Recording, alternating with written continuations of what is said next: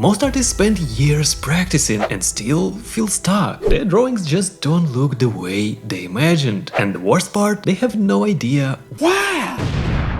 But it's not about talent. The truth is, pros use a few hidden tricks that change everything. Once you know them, your illustrations start looking instantly more professional. In this video, I'll show you these tricks. They are simple, easy to use, and you can start applying them right away. And at the end, I'll reveal the key that makes all of them actually work together. Without it, the tricks fall flat. So let's get into the first one. One of the main things that will decide whether your next illustration looks great or ends up as a complete garbage is composition. Let's take a look at the artwork by an amazing illustrator, Ask. Where do your eyes go first? Because we are humans, our eyes are instantly drawn to face. Yeah, let's say the portrait area. But here's the question, is that alone what makes the artwork so strong? Why don't we see so many bad character illustrations on the internet? They have portrait areas and they don't work. So what's the difference here? Ask is using a few hidden techniques. First, let's switch to grayscale and take a closer look. See the lag?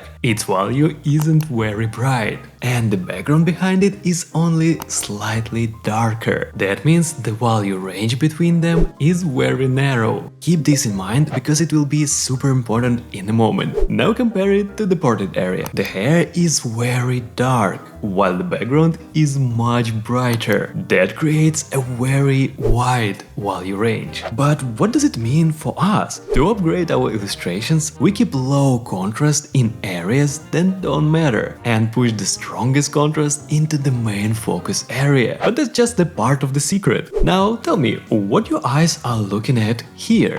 When there are a lots of tiny things spread evenly across the frame, our eyes go nuts. They don't know what to focus on. They wander and quickly get bored. But in Ask's example, there are lots of tiny things, and yet it still works. Why? Because the illustration is actually divided into 3 density zones: low, medium, and high density. Each zone guides your eyes toward the portrait, and the amount of details gradually increases. And as viewers, our eyes lock onto the high density zone first, then explore the medium one and drift to the area with the low amount of details. And what's important, it keeps the viewer locked in the art instead of bouncing away. But it goes even deeper than that. The tricks you just saw are powerful, but they only work because they are part of a bigger system. If you are serious about becoming a professional illustrator and you don't want to waste years on random tutorials, I put together a free lesson for you. In it, I'll walk you through the full structure you need to create professional illustrations. You'll see how all the pieces fit together: composition, contrast, detail, everything. And you will understand why most artists stay stuck for years. Click the link in the description below to watch it now and start improving the right way. See you there.